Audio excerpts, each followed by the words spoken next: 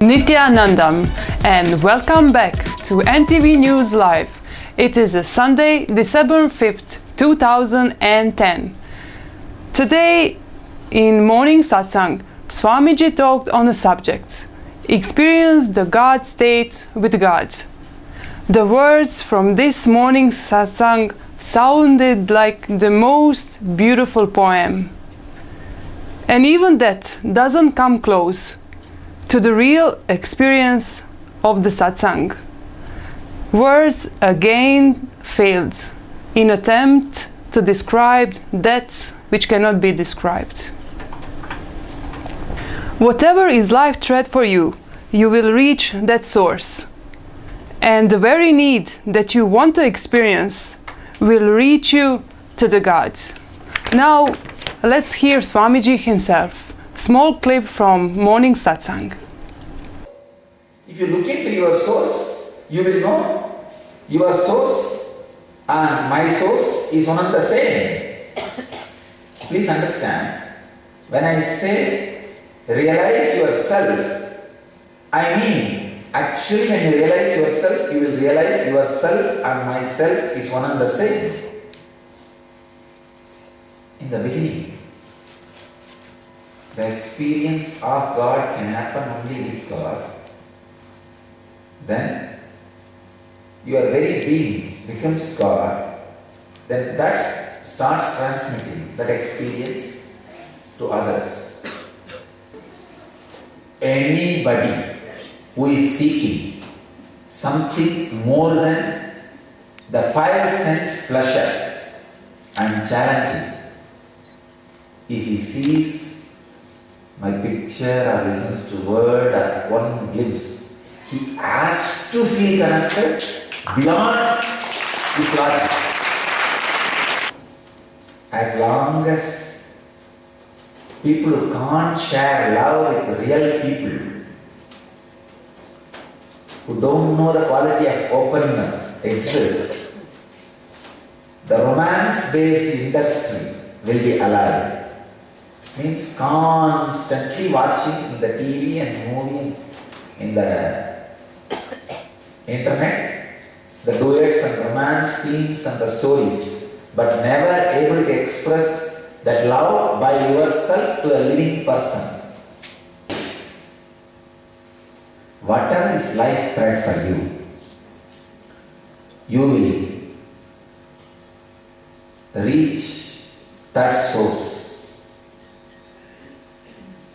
If you want to experience God, naturally it can happen only with God, and the very need that you want to experience will reach you to God, will reach you to intense energy field, will reach you to the God consciousness, the person who is radiating God consciousness.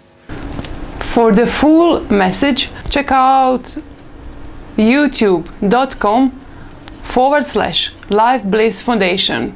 Message is also telecast live every morning 8 a.m. Indian Standard Time. Now let us continue with some other news from Ashram. Legal news first.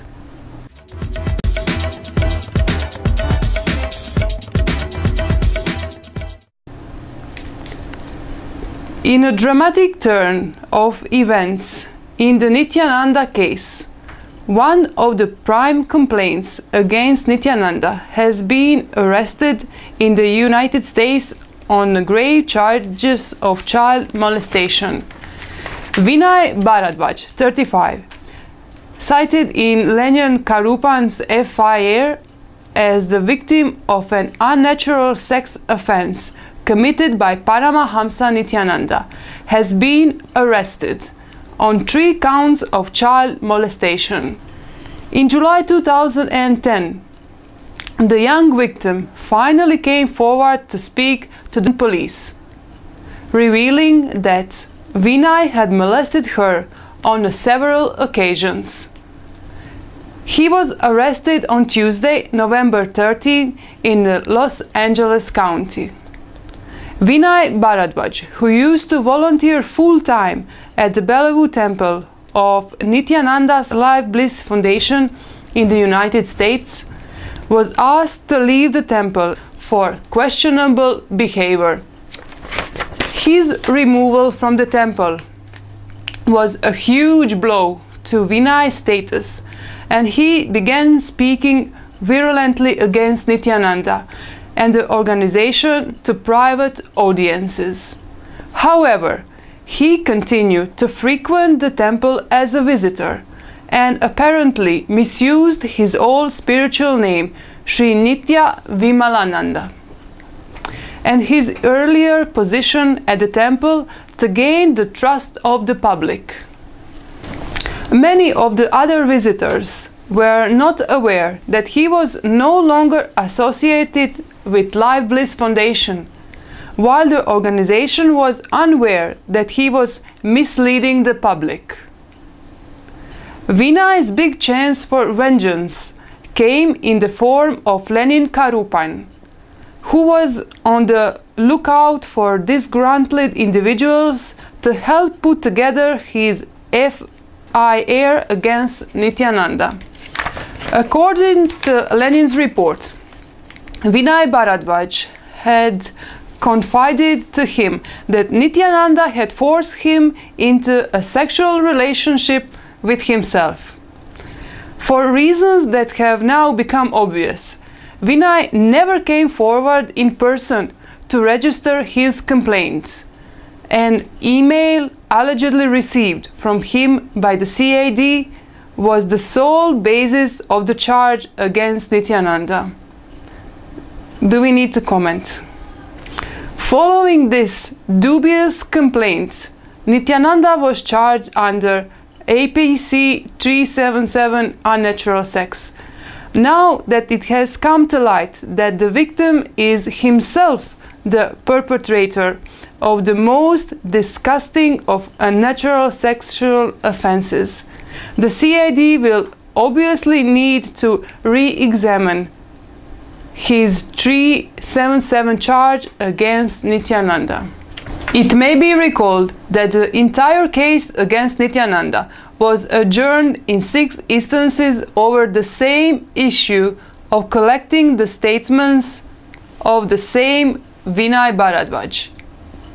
The CID had claimed that Vinay was in touch with them and that they had several emails from him in their possession, but they needed time for personal interrogation. In spite of being granted extra time by the court twice, the CID reported zero progress on the matter.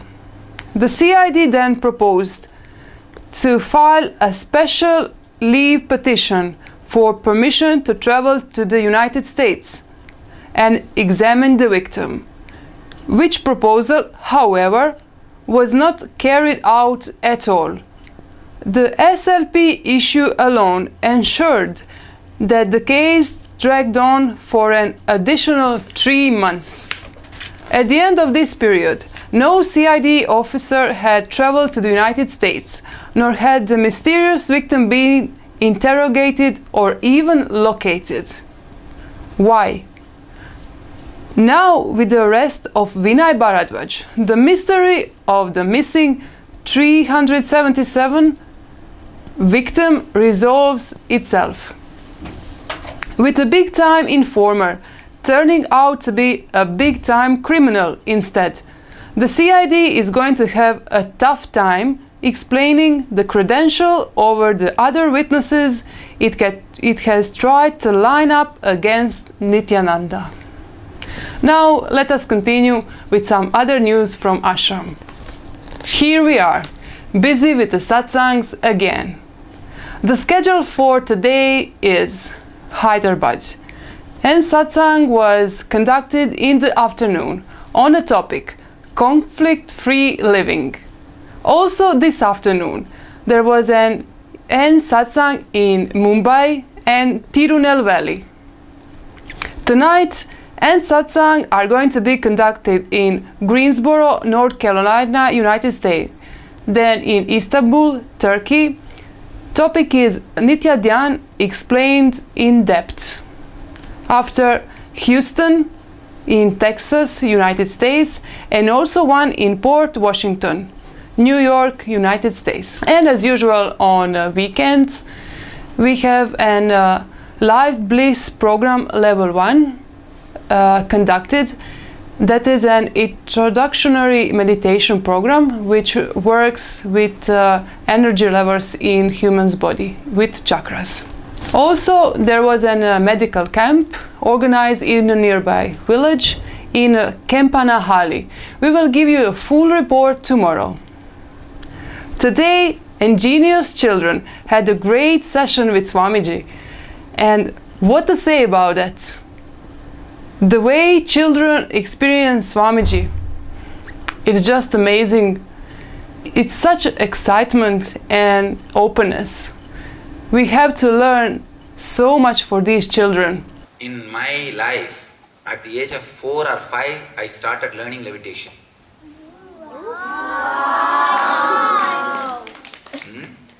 And as kids, learning is very easy. I'll teach you that simple technique of levitation. As I said, how the balloon flies. If more air is filled in balloon, it flies. Same way. Pop. Pop. You will not pop, don't worry. I'll take care, you will not pop, okay? You yourself will try your best to fill air in your body using the technique I give now. Then I will pour directly energy into your body so that when you lift, when your body lifts, lifting, staying in the air and landing happens without pain. Because when you land, you should not hurt your butt. Come on. Are you guys ready? Yes! Sit in Padmasana. Inhaling should happen. Not... Okay.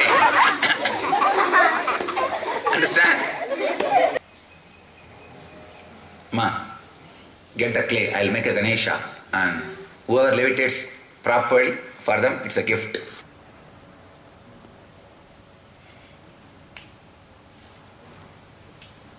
The Inner Awakening participants are continuing with their program, spending lots of time with Swamiji. Some of them shared beautiful experiences with us. Nithyanandam. Nithyanandam. Welcome to NTV. What's your name and where are you from? My name is Girish. I'm from North Carolina, USA. So the past few days has been very exciting over here, as you can see. Amazing. So can you tell us a little bit about your experience? My experience, the first thing is, at least in this particular IA, Swamiji is doing darshan all 21 days, and that's a blessing for us. And the very first darshan, Swamiji healed my eyes. Oh, I'm not wearing my glasses anymore? now. Oh, wow. What was your power like, sir? My power was minus 2.75. And after his touch, I think there was immediate clarity in vision, and it's improving. And definitely it has made a big change. Oh, wonderful, sir. So the energy darshans the energy darshans has been great, especially his divine energy, super conscious energy that he has talked about in the last couple of morning messages. I urge everybody who is not here in Inner Awakening to see the morning messages on December 2010 IA. Please see this. So what about your other experience with the ashram, the food, the stay here? How has it been? I love the food, and I've asked Swamiji and also several other people to do a cookbook, for everybody. The atmosphere is excellent. Accommodation is great. It's already been close to a week. I don't know how it passed. We're having long sessions in IA, 5 in the morning to around 12 in the night, and people are still energetic with 2 hours sleep. Great. That's a change of that's a touch of Swamiji.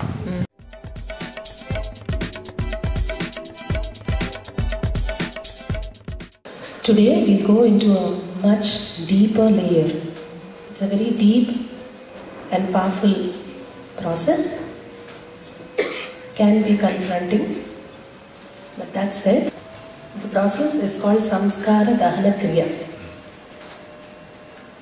Samskaras are engraved, emotionally charged memories which exist in us. But it's going to be a radical statement that I will be telling you now.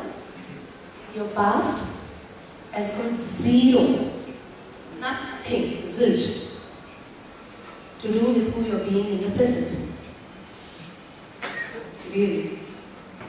Really. Unfortunately, because of the fundamental filing error that we do in life, the past doesn't sit in the past. It completely, almost all the time, especially the past with emotionally attached memories. All of that we put right there in the future. And depending on that, our behavior is given moment to moment. Swamiji very beautifully says, as you're growing, ideally you should blossom with intelligence and you should have ease and spontaneity with life. But does that happen?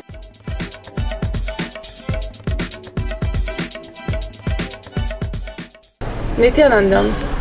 Our guest today is Rishi Mitrananda, and he's a yoga acharya.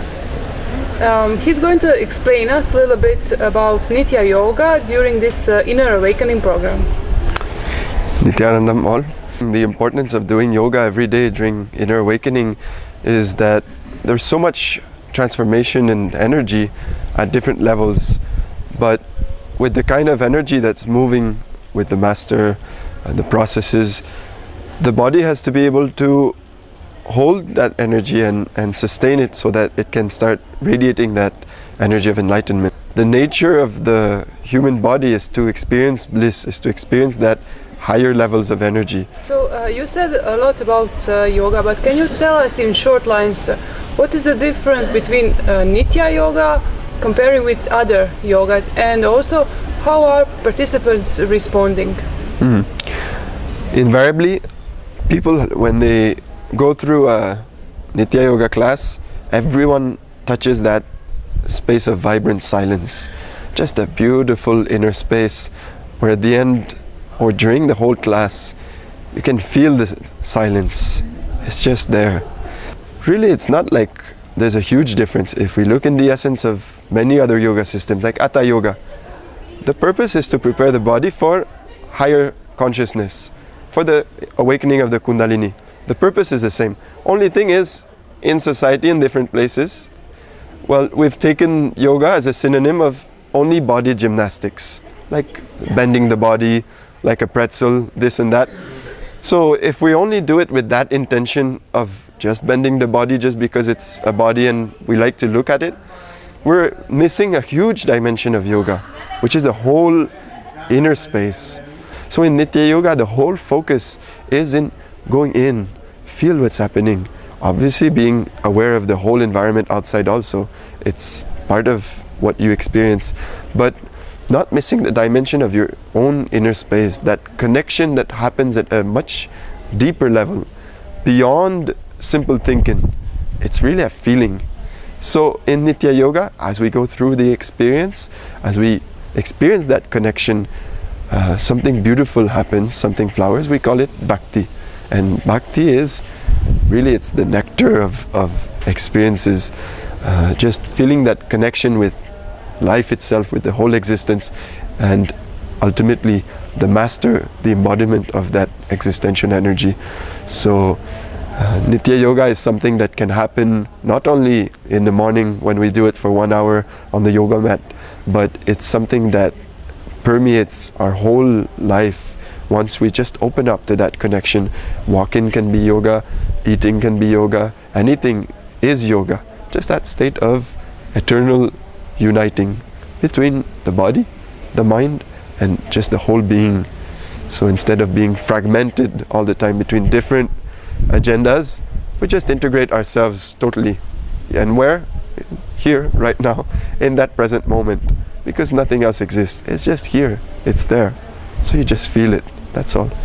So that's Nitya Yoga. We will keep you updated with all the information about Inner Awakening. Now, let us end our news with a quote from Swamiji. If you just accept yourself, and remember you are unique. Suddenly you will radiate grace. Thank you for joining us and stay tuned for tomorrow's update on NTV Nithyananda.